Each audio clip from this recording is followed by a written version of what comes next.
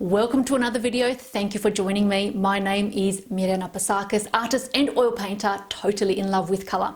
Now on today's video, what I want to share with you is me creating my own sketchbook. A couple of weeks ago, I wanted to purchase this sketchbook. I've been looking at it for quite some time, and when I had the opportunity to go into my local art store, discovered that the budget that I had for this particular sketchbook was not enough. It was way above my idea of what I wanted to spend on a particular sketchbook. So I thought, well, I didn't want to be deterred by the actual price of it. We won't mention the brand. It's a beautiful book if you can afford it, but for me personally, I wanted to have something that was a little bit more affordable.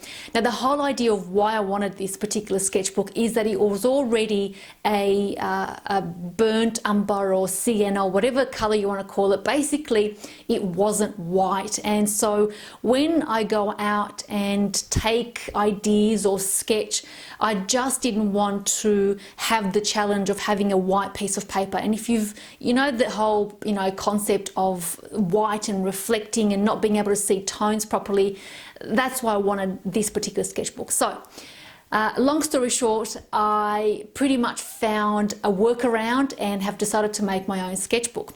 So the idea is to then purchase craft paper, which was like a ridiculously cheap cost. For me here, it cost about $1.70, and the size of that craft paper is 60 centimeters by 42 centimeters. I don't know if you guys can see that, so it's pretty big. One side's a little bit more glossy, which is this side, and the other side is a little bit more rough.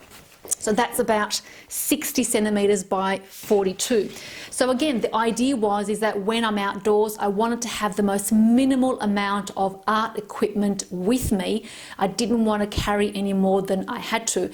And that meant have the sketchbook, water pencils, some acrylics, water in a little water pot, paper for wiping or cloth napkins, whatever you use, and a waste paper bin or basket or a bag, and that was it. And that was all going to fit into my backpack. So what I did was I had about 3 of those large pieces of paper, and I pretty much made it into this booklet here. So I don't know if you can see up close. I then looked up online how to do Japanese binding. So there's 4 separate segments that I bound together and made it into a booklet. So this is the size that I did. So the idea is to take your large piece of paper, half that particular piece, so then cut that in half.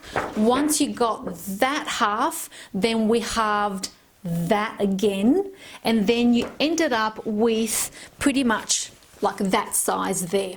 And so then I just halved that, and I made 4 segments. So in each segment there's 2 halves of this bigger sheet.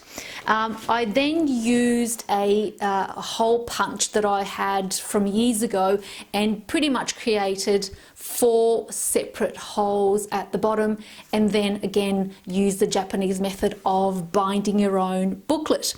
You can look this up online of how to bind a book. This is just the simplest way that I could do it, but certainly if you want to have a little bit more complicated, absolutely go for it. So why is it that I absolutely love craft paper, and why I wanted to create this is because it allows me to see colors a lot more deeper. I've got the opportunity to now play with color and make it as subtle as I wanted or go as bright as I wanted. With white paper, without going into too much detail, because I'm sure you're tired of me talking about priming your canvases and getting rid of the white. White is the most, on one end of the spectrum, is the lightest of lights, and so when you mix any color, every color either appears too dark for it or not bright enough. And so you always run the challenge of, if you're inexperienced, of not knowing what color tones to mix. And I just did not want to think about that when I was outside in the open air. And so the whole idea then is that I can create these much more brighter drawings. I can play around with having you know, different color tones, and make it as bright as I want to, or just pretty much sketch with just a pen, which you've seen me do in other sketchbooks before. So I definitely urge you to have a look to see what you could do. And I know that art materials are incredibly expensive, and so I wanted to share this video to inspire you to make your own. And even if you've got butcher's paper at home that you might use to wrap things in, again, you can do that. You can easily create that and make your own sketchbook. So this is the size that I liked. I can pop it in my backpack. A couple of pencils. One second.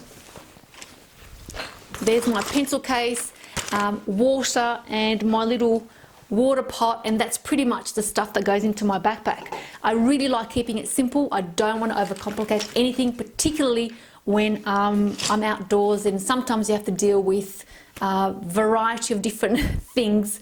So I'd rather let that go and concentrate on what I'm doing.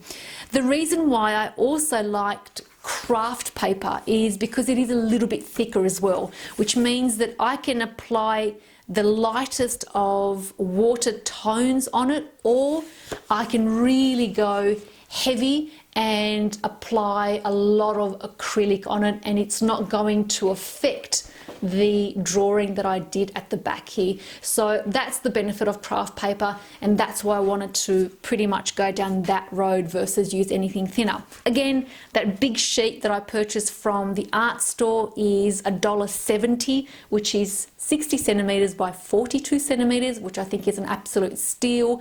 I purchased something like 20 sheets for 20 something dollars, and the fact that I only used 3 of those big sheets to make this booklet, which has given me 1, 2, 3, 4, 5, 6, 7, 8, 9, 10, 11, 12, 13, 14 pages, all double-sided, then I can, you know, I can create more and more and more later if I need to. So I hope that's given you something to perhaps create at home. I'm not sure. I'm really just sharing information that I do, and that's something that I like to create. If I can't afford something, I definitely always have a workaround. The other thing that I wanted to share this with you guys is that it's a really great journal. Even if you are not able to go outside and create short, quick sketches, you can do with, you know, you can create sketches with what's around your home. Even if you've got a pen, it's again a really great opportunity to document your creative process, to document something joyful that's happening in your day, to document something that's bringing you joy, to document something that's unique. You really can make this sketchbook whatever you like, with whatever you like. So don't be deterred, and don't be put off if you can't afford something. Definitely have a workaround, and I'm sure that you're going to create something beautiful.